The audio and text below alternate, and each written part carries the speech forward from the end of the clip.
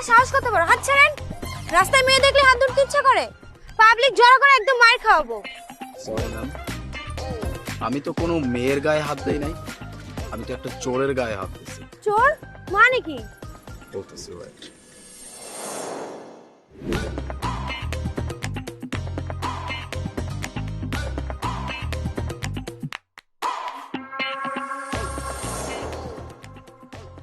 High ভাইয়া।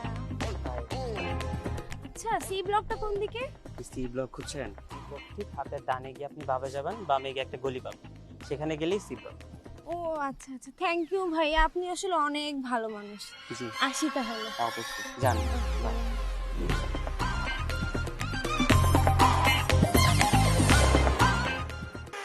এখন বুঝতে পারছেন যে কেন চোর বলছি? আরে আপনি একটা মেয়ে মানুষ হয়ে এরকম একটা ফালতু কাজ করতে কি আপনার বিবেকে একটুও বাঁধলো না?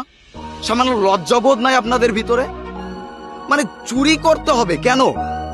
সেই টাকাটা তো একটা মানুষের ইম্পর্টেন্ট কোনো টাকা হইতে পারে, তার মা বাবার ওষুধের টাকা হইতে পারতো, তার কলেজ ফির টাকা হইতে পারতো।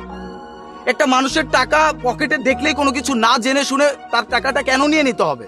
এটা কোন ধরনের কথা? আপনাদের মধ্যে কি মনুষ্যত্ব বোধটুকু নাই?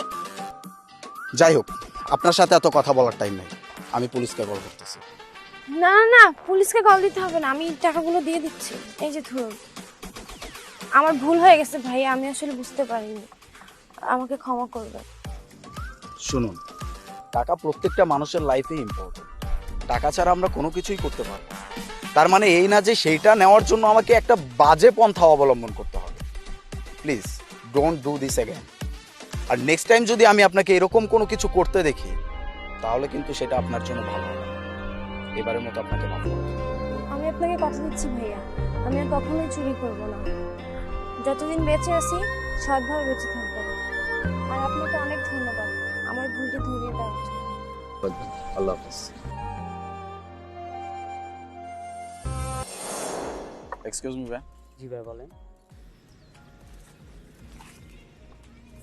এই নিন ভাই আপনার টাকা। আমার টাকা মানে?